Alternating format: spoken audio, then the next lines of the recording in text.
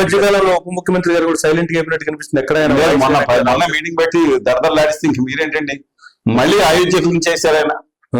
మన మన మన కర్మ తప్పితే వెంకటేశ్వరాన్ని లడ్డూలకి అయోధ్యలకి అందులో జరగలేదు బాబు అని అధికారికంగా టీటీడీ దేవస్థానం కూడా చెప్తుండే వాళ్ళు కొనలేదని ఆర్డర్ ఉంది. దాంట్లో మనం ఆ డబ్బులు వాళ్ళు ఇచ్చారని పూర్తిగా అయోధ్యకు సంబంధం అని చెప్తుంటే చీటింగ్ మాట వెంకటేశ్వరం తీసుకొచ్చి అయోధ్యలో తీసుకొచ్చి ఆ మొత్తం దేశంలో ఉన్న శ్రీరామ భక్తులందరికీ తిరుపతి మీద అసలు వచ్చేటట్టు చేసిందని మరి ఏం ఉండదా అండి?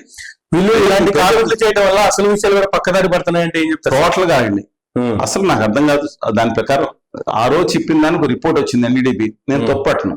దాంట్లో చెప్పారు ఒకసారి పదే దాన్ని చేసుకుని వాళ్ళ తర్వాత రిపోర్ట్ వచ్చింది, దాంట్లో లేదన్నారు.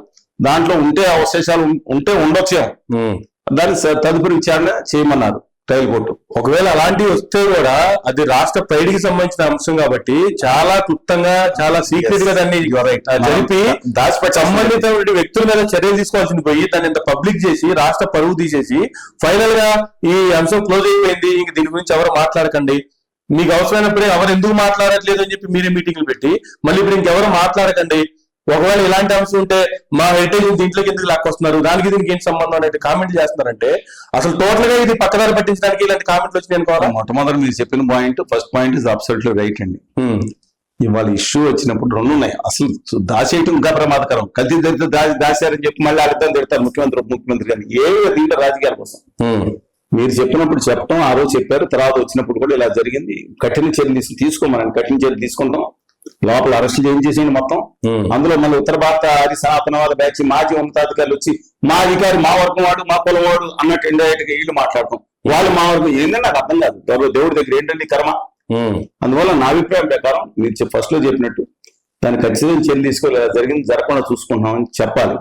ముందు నదిరెడ్డి గారు ప్రయత్నిస్తాను, వాడు ఇప్పుడు ప్రస్తుత చైర్మన్ గారు కూడా అక్కడ వరకు నేను చాలా ఎక్సలెంట్ గానే పనిచేస్తున్నారు అనిపిస్తున్నారు. ఎందుకంటే అన్ని మతస్థుల విషయంలో కానీ నేను మాట్లాడిన కూడా రామరావు గారు అక్కడికి వెళ్ళి చాలా అద్భుతంగా నాకన కట్టారు, చక్కగా మాట్లాడారు, రోజమ్మ గారు మాట్లాడారు, అనేక మంది అంటే ప్రతిపక్షాలు అధిపక్షులు మాట్లాడుతారు. అందువల్ల ఆయనంటే ఆడు అందుకని నేను చూసిన ప్రకారం దీన్ని ఇంతకుముందు కూడా చెప్పారు, మీరు మాట్లాడిన మాట చాలు, ఇక నుంచి మీరు దాన్ని చర్యలు తీసుకొని చెప్తే వైకాపా బ్యాచ్ నామే పడ్డారండి. మీకు అదే చెప్తాను దాని నుంచి మీరు ఊరుకోమంటారు, మీరు టీడీపీ బ్యాచ్ పడ్డారు, మీరు ఊరుకోమంటారండి. దాన్ని ఏం జరుగుతుంటే మీరు సపోర్ట్ చేస్తాను, సపోర్ట్ చేయట్లేదని చెప్పారు, యాక్షన్ తీసుకోండి. కమిటీ సుప్రీంకోర్టు ఇస్తుంది, ఎందుకంటే దాని పవిత్రను భంగపరుస్తారని. ఇప్పుడు సరే పక్కన పెట్టినట్టే వైకాపా బ్యాచ్ అంటే వదిలేమంటారంటారు.